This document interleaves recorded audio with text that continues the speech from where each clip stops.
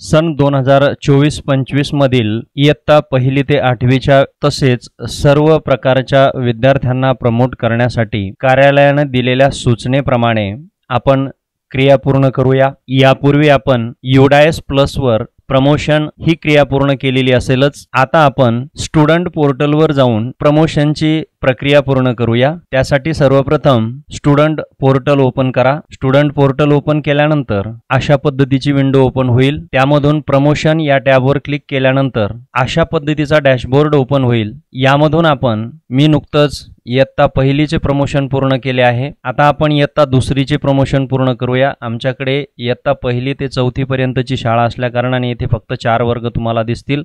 ज्यांची 1ली ते 8वीची शाळा असेल त्यांचे सर्व 8वी पर्यंतचे विद्यार्थी संख्या या ठिकाणी दिसेल। आता आपण विद्यार्थी संख्येवर क्लिक करूया। त्यानंतर तुम्हाला तुमच्या वर्गातील सर्व विद्यार्थी या ठिकाणी दिसतील। या सर्व विद्यार्थ्यांच्या नावापुढे प्रगत हे बाय डिफॉल्ट आलेलं आहे।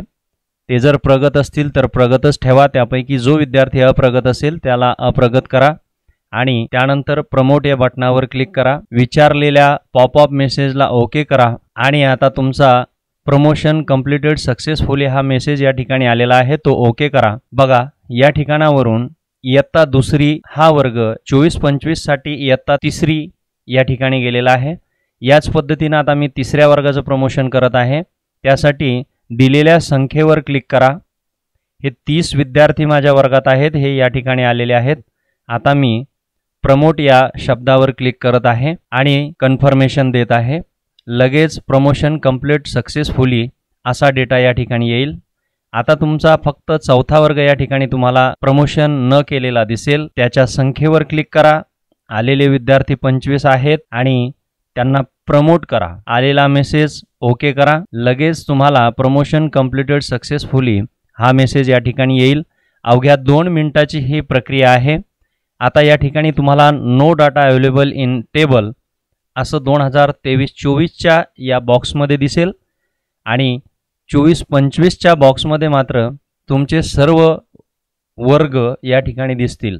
आता इथे पहिला वर्ग दिसणार नाही, कारण जोपर्यंत तुम्ही पहिल्या वर्गाला दाखल करून घेणार नाही तोपर्यंत पहिला वर्ग या ठिकाणी येणार नाही। आणि 4थी पर्यंतच माझ्याकडे शाळा असल्या कारणाने माझे 4थ्या वर्गाचे 25 विद्यार्थी आता ड्रॉप बॉक्समध्ये या ठिकाणी दिसत आहेत।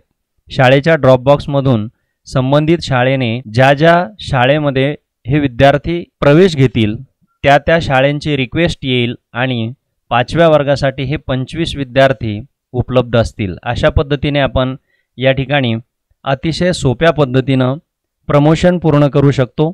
मला आशा आहे का हा व्हिडिओ आपल्यास नक्कीच आवडला असेल। व्हिडिओ आवडल्यास लाईक आणि शेअर करणे विसरू नका। चॅनलवर नवीन असाल तर चॅनलला सबस्क्राइब करा आणि बेल आयकॉनला क्लिक करून नवनवीन अपडेट्स मिळवत रहा। धन्यवाद।